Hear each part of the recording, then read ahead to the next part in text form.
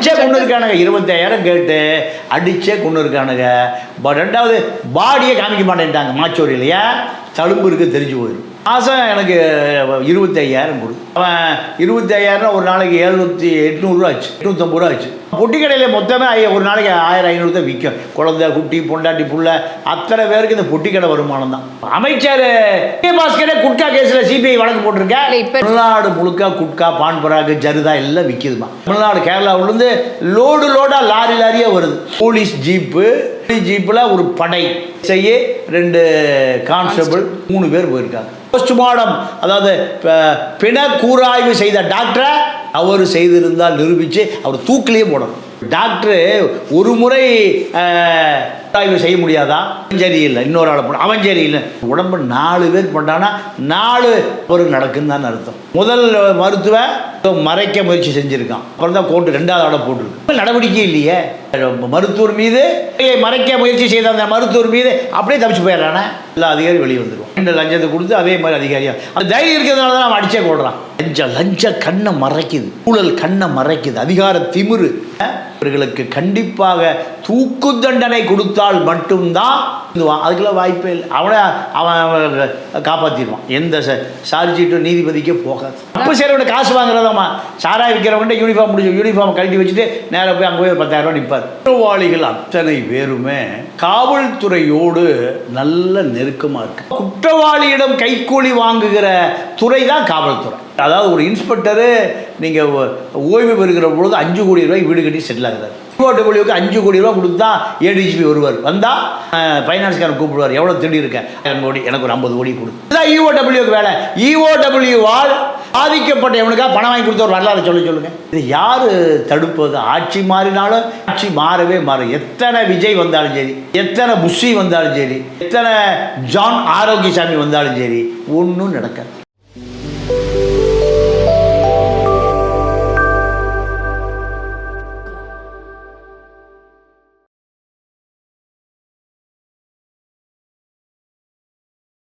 வீரா media நேயர்களுக்கு வணக்கம். இன்னைக்கு நம்ம இடையே இணைஞ்சிருக்கிறவங்க மூத்த பத்திரிகையாளர் திரு தமிழ பாண்டியன் அவர்கள். வணக்கம் சார். வணக்கம். அதாவது 2020 அதிமுக ஆட்சி, அப்பவும் பார்த்தீங்கன்னா சாத்தாங்குளத்தில் லாக்அப் டெத்து. அதுக்கப்புறமா ஸ்டாலின் அவர்களுடைய திமுக ஆட்சி, அப்பவும் வந்து அஜித்னு சொல்லிட்டு விசாரணை பண்ணுற போகிற இடத்துல அது ஒரு டெத்து. இப்போ இதெல்லாம் மீண்டு மக்கள் வேற ஒரு புதுசாக ஒரு ஆட்சி வந்திருக்கு, இந்த மாதிரிலாம் நடக்காதுன்னு நினச்சி வர வச்சாங்க. ஆனால் இப்போ தாவேக்காவுடைய ஆட்சிலையும் வந்து பார்த்திங்கன்னா லாக்அப் டெத் நாகர்கோயிலில் நடந்துகிட்ருக்கு. ஆட்சி மாறுதே தவிர்த்து, ஆனால் இந்த லாக்அப் டெத்துன்றது மாறுற மாதிரியே தெரியலையே. அதுவும் அவர் வந்து ஒரு ஃபிசிக்கலி சேலஞ்சு அப்படின்னு சொல்கிறாங்க. அவருக்கு மேலே இப்போது உள்ளே கூட்டிகிட்டு போய் அதுக்கப்புறமா அடித்ததுக்கான தழும்பு எல்லாமே இருக்குதுன்னு சொல்லிட்டு அவங்களோட உறவினர்கள்லாம் கூட போராடிட்டு இருக்காங்க. இது எதனால எந்த ஆட்சி வந்தாலும் மாற மாட்டுது இந்த லாக்அப் டெத்துன்றது? குற்றவாளிகள் அத்தனை பேருமே காவல்துறையோடு நல்ல நெருக்கமாக இருக்கு. குற்றவாளிகளிடம் லஞ்சம் வாங்கக்கூடிய ஒரே துறை காவல்துறை. நீங்கள் லஞ்சம் யார்கிட்ட போய் போலீஸ் ஸ்டேஷனுக்கு யார் போவா? குற்றவாளி தான் போவான். அப்போ குற்றவாளியிடம் கைக்கூலி வாங்குகிற துறை தான் காவல்துறை. வேறு நீங்கள் தாலுக்கா ஆஃபீஸு, பஞ்சாயத்து போர்டு, அப்பாவி மக்கள் போய் வேலை காசு கொடுப்பான். ஆனால் குற்றத்தை மறைப்பதற்கு, கொலையை மறைப்பதற்கு அத்தனை சட்டவிரோத நபர்களோடு கைகோர்க்கிற துறை தான் காவல்துறை. தப்பு செய்கிறவங்க காசு வாங்குறதாம்மா. சாராய் விற்கிறவன்ட்ட யூனிஃபார்ம் கழட்டி வச்சுட்டு நேராக போய் அங்கே போய் 10,000 ரூபா நிற்பார். இந்த தென் தாமரைக்குள எஸ்ஐ, அவர் பேர் பிரைட் பிளாசிங் அவர் பேர். இவர் ஒரு போலீஸ் டீமோடு போயிருக்கார். போலீஸ் டீமோடு எங்கே போயிருக்காருன்னா, தென் தாமரைக்குளம், அந்த ஊர் நாகர்கோவில் பக்கத்தில் ஒரு பெட்டி கடை வச்சுருக்கான். குட்கா பான் பராக் விற்றுருக்கான். நீங்கள் குட்கா பான் பராக் நாகர்கோயிலில் ஹோல்சேல் கடையில் போக மாட்டான், மாமூல் வந்துடும். ஹோல்சேல் கடையில் அங்கே கரெக்டாக மாமூல் கொடுத்துருவான். இப்போ இந்த பெட்டி கடையில் மாமூல் கேட்டிருக்கான், கொடுக்கல. அந்த எஸ்ஐ ஒரு டீமோட போவதை அங்கே இருக்கிற ஆய்வாளர் இன்ஸ்பெக்டருக்கு தெரியும். இன்ஸ்பெக்டருக்கு தெரியாமல் போலீஸ் ஜீப்பில் ஒரு படை, எஸ்ஐஏ 2 கான்ஸ்டபிள் 3 பேர் போயிருக்காங்க. இந்த 3 பேர் போனது இன்ஸ்பெக்டருக்கு தெரியாமல் இருக்குமா? வாங்கி பிரிச்சுக்கிறதான் அதாவது ஒரு இன்ஸ்பெக்டரு நீங்கள் ஓய்வு பெறுகிற பொழுது 5 கோடி ரூபாய் வீடு கட்டி செட்டில் ஆகுறாரு. 5 கோடி ரூபாய் குறைவாக வீடு கட்டாத இன்ஸ்பெக்டரே இல்லை, லா அண்ட் ஆர்டர் கிரைம் இன்ஸ்பெக்டரே இல்லை. எங்கள் டிஜிபி வரைக்கும் போகுது. நீங்கள் இஓடபிள்யூன்னு இருக்குது, எக்கனாமிக்கல் அஃபென்ஸ் விங்கன்னு ஒன்று இருக்குது, அண்ணா நகரில் இருக்குது. வட்டிக்கு ஆசைப்பட்டு பணம் டெபாசிட் பண்ணால் 500 கோடி 1000 கோடின்னு கொள்ளையடிச்சிருக்க கிளம்புறான்ல. எனக்கு தெரிஞ்சு இது வரைக்கும் 1000 பேர் இப்படி கிளம்பியிருக்கான். ஆருத்ரா கோல்டு ஃபைனான்ஸ் மாதிரி எவ்வளோ பேர், அனுபவ் பிளான்டேஷன்னு இது வரைக்கும் அதிக வட்டிக்கு ஆசைப்பட்டு பணத்தை கொடுத்து செத்து போனவனே 5000 பேர் இருப்பான் தமிழ்நாட்டில். எவ்வளோ முட்டாப்பயல்கள் மொத்தமாக இருக்கிற நாடு தமிழ்நாடுன்னு பாருங்கள்.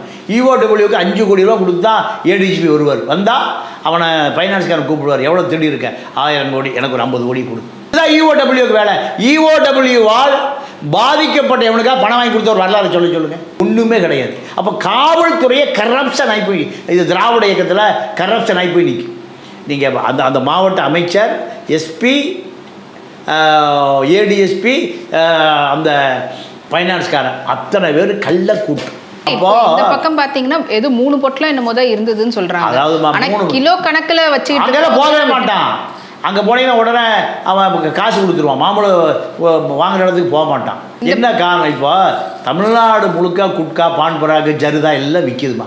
தமிழ்நாடு கேரளாவிலேருந்து லோடாக லாரியாக வருது, எல்லா கடையிலையும் விற்கிது.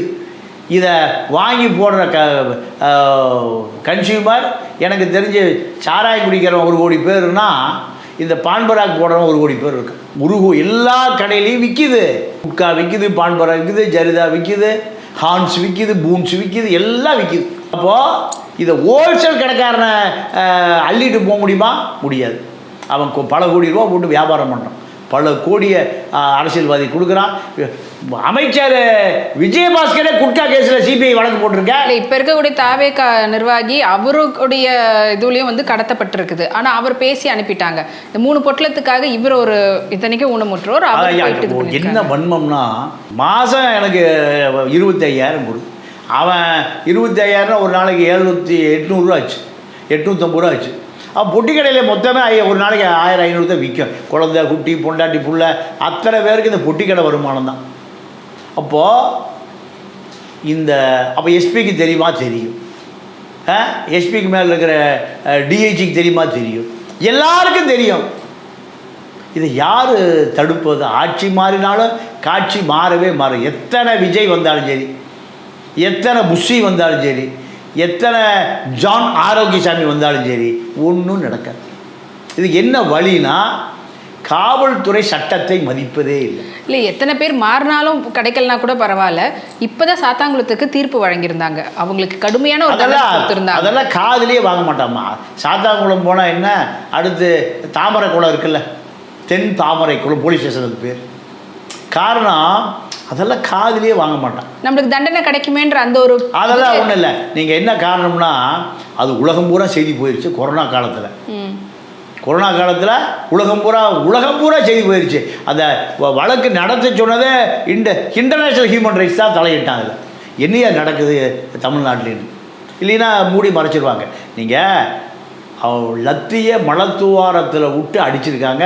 ஜெபராஜுக்கும் பெண்டிஸுக்கும், அப்பா அம்மாவுக்கு 2 பேரையும் நிர்வாணப்படுத்தி ஒரு 50 அப்பாவி மக்கள், வேறு ஒன்றும் தேவையில்லை. அவன் சொந்தக்காரர் இருப்பான்ல, அவன் சொந்தக்காரர் 50 பேர் போயிருந்தா விட்டுருப்பான். 50 ஆம்பளைகளே இல்லாத சாத்தாங்குளம், 50 ஆண்களே இல்லாத சாத்தாங்குளம். ஏன்டா ராத்திரிலாம் போட்டு அடிக்கிறீங்க? 50 பேருக்கு துணிவே இல்லை, கோழையாக போயிட்டான். எங்க தமிழ்நாடு முழுக்க அப்படித்தாமா இருக்கு. இப்போ இவங்களுடைய குடும்பத்துக்காரவங்க தான் பார்த்துட்டு தழும்பா இருக்குது, காயம். அடிச்சே கொண்டு இருக்கானுங்க. 25,000 கேட்டு அடிச்சே கொண்டு இருக்கானுங்க. 2வது பாடியை காமிக்க மாட்டேன்ட்டாங்க மாச்சோரியிலையா, தழும்பு இருக்கு தெரிஞ்சு போயிடும். காவல்துறை எதை சொல்லுகிறதோ அதைத்தான் மருத்துவத்துறையும் செய்யும். பாடியை பூட்டி வச்சுட்டு மாச்சோரியில் பாடியை காமிக்க முடியாதுட்டாங்க. அப்போது சாலை மறியல், ஆசாரிப்பள்ளம் ஆஸ்பத்திரியில் சாலை மறியல், மக்கள் கூடி அவன் சகோதரி மயங்கி விழுந்திருக்கு. அப்போது இப்படியா சட்ட ஒழுங்கை காப்பாற்றுறது? ஏழைப்பாளையெல்லாம் இல்லை, கல்யாணம் ஆகி 4 வருஷம் 5 வருஷம் போல் இருக்குது. 4 வயசு குழந்தை அவங்க வீட்டு ஒரு பொண்ணுக்கும் அவங்க வீட்டில் ஒரு குட்டி குழந்தை இருக்குதுன்ற அந்த நினைப்பே இல்லாமல் அப்படி மனிதாபிமானமே இருக்காதுமா. அதாவது கோயம்பேட்டில் ஒரு வழக்கறிஞர், மூத்த வழக்கறிஞர் ஊருக்கு போகிறதுக்கு பஸ்ஸில் நின்றுட்டு இருக்காரு. ஒரு குற்றவாளி அடித்து ரத்தம் சொட்ட ஒரு இன்ஸ்பெக்டர், கோயம்பேடு இன்ஸ்பெக்டர் கூப்பிட்டு வந்திருக்காரு. இது ஒரு 8-9 வருஷத்துக்கு முந்தி.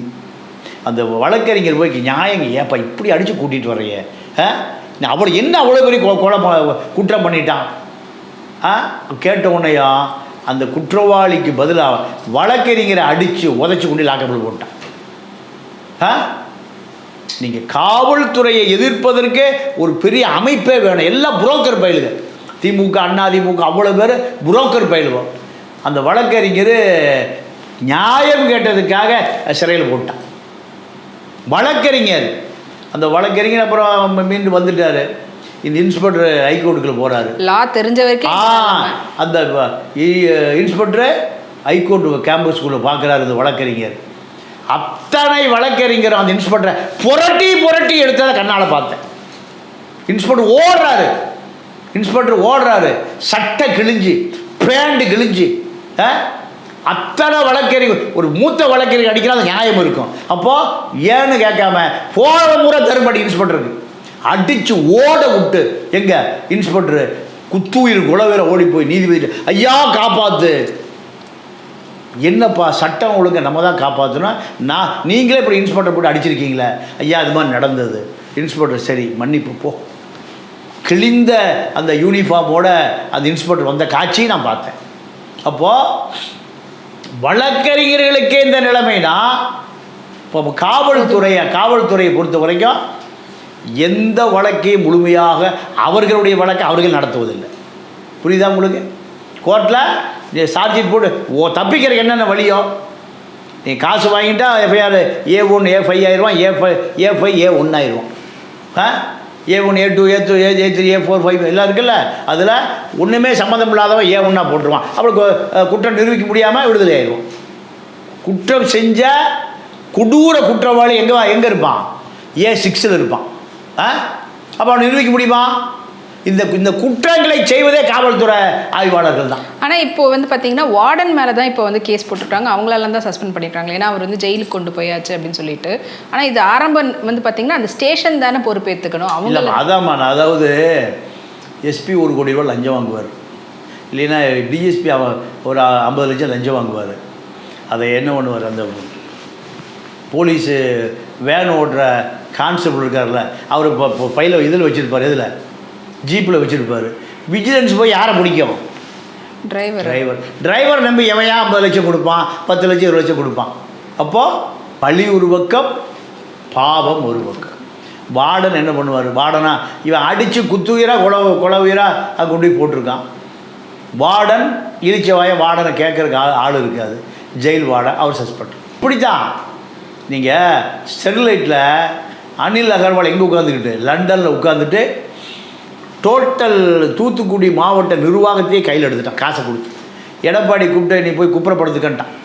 எடப்பாடி டிவி பார்த்து தான் தெரிஞ்சுக்கிட்டேன்னார்.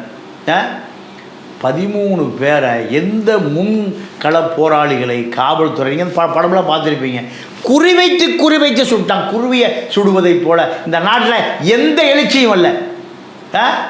கருணாநிதி குடும்பத்தில் ஒருவன் குறிவைத்து சுடப்பட்டிருந்தால் என்ன ஆயிருக்கும்? சசிகலா குடும்பத்தில் ஒருவன் குறிவைத்து சுடப்பட்டிருந்தால் என்ன ஆயிருக்கும்? சசிகலா குடும்பத்தை சேர்ந்த திவாகரனை துப்பாக்கியை காட்டி மிரட்டியதால் பண்ணையார் என்கவுண்டர் செய்யப்பட்டார். கிருஷ்ண அழகிரி முரண்பாடு வந்த பிறகு நடு ரோட்டில் கிருஷ்ண வெட்டி கொல்லப்பட்டார். ஒரு மூத்த நாடாளுமன்ற உறுப்பினர் வெட்டி கொல்லப்பட்டார்.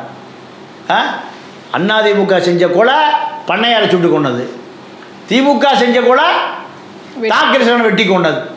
2 பேரை என்ன பண்ணாங்க?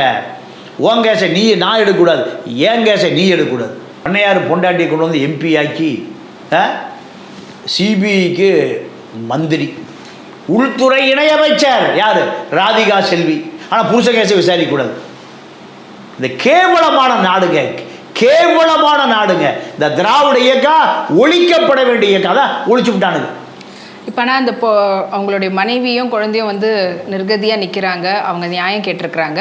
அதுக்கு இப்போ வந்து பார்த்தீங்கன்னா சஸ்பெண்ட் பண்ணிட்டு கைதும் பண்ணியிருக்கிறாங்க. ஆக்சுவலி உடனடியாக இந்த கைது இதெல்லாமே வந்து கண் துடைப்புமா, அவன் வேலைக்கு வந்துடுவான் சம்பளத்தோட வேலை. அப்போ இந்த சஸ்பெண்டுன்றது ஒரு இதுவே கிடையாது. நீங்கள் இதெல்லாம் எதுக்கு? கண் துடைப்பு. நீங்கள் என்ன பண்ணுவாங்கன்னா, ஒரு துப்பாக்கி சூடு ஒரு கமிஷன் போட்டுருவோம், ஓய்வு பெற்ற நீதிபதி, அதில் பாம்புக்கு பல்லே இருக்காது. நீதிபதி ஓய்வு பெற்ற. இது வரைக்கும் எனக்கு தெரிஞ்ச ஒரு இந்தியாவில் ஒரு 5000க்கு மேற்பட்ட கமிட்டி போட்டு விசாரிச்சாச்சு, யார் மீது நடவடிக்கை இல்லை. அப்போ எதுக்கு இந்த கமிட்டி? பல்லு இல்லாத பாம்பு எதுக்கு? எவ்வளவு கேவலமான நாடுன்னு பாருங்க. பெரியார் தான் சொல்லுவார், பார்ப்பனர்கள் வாழுகிற நாடு கடும் மிருகங்கள் வாழுகிற காடுன்னு. இந்த சட்டம் பூரா அவன் தான் பாதுகாத்து வச்சுருக்கான். இந்து மதம்ங்கிற ஒரு கான்செப்ட். எந்த ஏழை பாழைக்கு எந்த விதமான சட்ட பாதுகாப்பும் இல்லை. இப்போ அவங்களுடைய இதான் நீங்களே சொன்னீங்களா, ஒரு 800ரூபாலேருந்து 500 தான் ஒரு நாளைக்கான வருமானமாகவே அவங்களுக்கு வரும். அதில் வந்து பொருள் மறுபடியும் வாங்கணும். மிஞ்சி போனால் ஒரு நாளைக்கு 300ரூபாலேருந்து 200 தான் அவங்க கையில் நிற்கக்கூடிய காசாக இருக்கும். அதை நம்பி வாழ்ந்துட்டு இருந்தவங்களுக்கு இப்போ அவரும் வந்து இறந்துட்டாரு. இப்போ இந்த கேஸ் வந்து அரெஸ்ட் பண்ணியிருந்தாலும் அதை செலவு பண்ணி நடத்துகிற அளவுக்கு அவங்களுக்கு அரசே நடத்தும். இறந்து போனவருக்கு அரசு ஒழிக்க அரசு வழக்கறிஞரை நடத்துவார். அதாவது இதில் உடனடியாக ஏடிஎஸ்பி பாலசுப்ரமணியம் கலையரசன் போய் விசாரிச்சிருக்காங்க. அதுவும் கண் துடைப்பு. JM2 மேஜிஸ்ட்ரேட் சத்தியமூர்த்தி போஸ்ட்மார்ட்டம் பண்ணணும், இரவில் போஸ்ட்மார்ட்டம் பண்ணணும்னு உத்தரவிட்டிருக்காங்க. முடிச்சிடலாம், முடியாது, பகலில் போஸ்ட்மார்ட்டம் பண்ணணும்னு அந்த மக்கள் போராடி இருக்காங்க. இது போன்ற பல போராட்டங்கள் தமிழ்நாட்டில் நடந்து கொண்டே இருக்கு. ஆனால் போஸ்ட்மார்ட்டத்தில் தானே சொல்லியிருக்காங்க இந்த மாதிரி இருக்குன்ட்டு. இந்த கதையெல்லாம் ஸ்ரீமதிக்கு 4 தடவை போஸ்ட்மார்ட்டம் பண்ணாங்க கள்ளக்குறிச்சியில். ஏன் ஒரு டாக்டரோட போஸ்ட்மார்ட்டம் பண்ண மாட்டானா?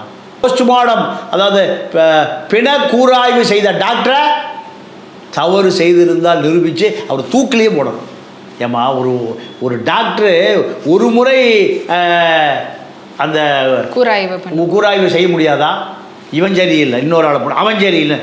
ஒரு உடம்பு 4 பேர் பண்ணான்னா 4 தவறு நடக்குன்னு தான் அர்த்தம். முதல் மருத்துவ ஏதோ மறைக்க முயற்சி செஞ்சுருக்கான், அப்புறம் தான் கோர்ட்டு 2வது ஆளை போட்டிருக்கு. அவங்க நடவடிக்கை இல்லையே. அந்த மருத்துவர் மீது உண்மையை மறைக்க முயற்சி செய்த அந்த மருத்துவர் மீது அப்படியே தப்பிச்சு போயிடறானே. 2வது மருத்துவர் நீதிமன்றம் போடுது, அவனும் தப்பாக இருக்கான். 3வது ஒரு ஆளை போடுது. கேவலமா இல்லையா? இதுக்கப்புறமா குற்றத்தை வந்து யாரெல்லாம் கைது நிரூபிக்கவே முடியாது. இதுல இந்த கூராய்வு பண்ணக்கூடிய டாக்டரையும் சேர்க்கணும். அப்போ குற்றம் அவன் தான் குற்றவாளியே. போலீஸ்காரண்ட காசை வாங்கிட்டு எல்லாம் அன்கோவா இருப்பான். அதாவது பிண வரைய திறக்க மாட்டேன்ட்டானுங்களே. மருத்துவர் அந்த டீனுக்கு தெரியாதா? சட்ட ஒழுங்கை மக்கள் கையில் எடுக்க வரை இந்த நாடு தப்பிக்கும். மக்கள் என்னைக்கு சட்டத்தை கையில் எடுத்தான்னா இந்த அதிகாரிகள்லாம் காணாமல் போயிடுவான். நேபாளில் நடந்ததா? இலங்கை ராஜபக்சே இராணுவத்தை வச்சுருந்தான், தப்பி ஓடுனான். அதே போன்று ஓட வேண்டிய நிலை கூடிய விரைவில் வரும். இப்போது நிறைய பாதிப்படைஞ்சவங்களுக்கெல்லாம் அரசு உத்தியோகம் சொல்லிட்டு தராங்க. அந்த மாதிரி இந்த குடும்பத்துக்கு தரத்துக்கும் வாய்ப்புகள் இருக்குமா? இது முதலமைச்சர் தான் முடிவு பண்ணணும். முதலமைச்சர் என்ன செய்ய போகிறாருன்னு பொறுத்து இருந்து பார்ப்போம்.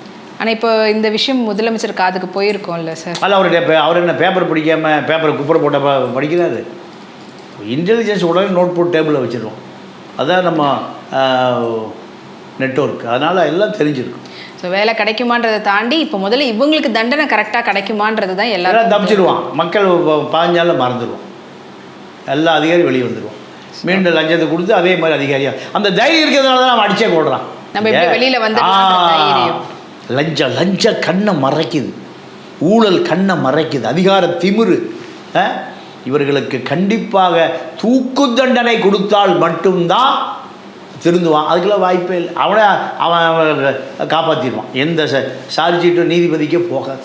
இது வந்து ஊழல் இல்லாத ஆட்சின்னு சொல்லக்கூடிய முதலமைச்சர் இதுக்கான தக்க நடவடிக்கை எடுக்கிறாரான்றதை பொறுத்திருந்து தான் பார்க்கணும். நன்றி நன்றி சார்.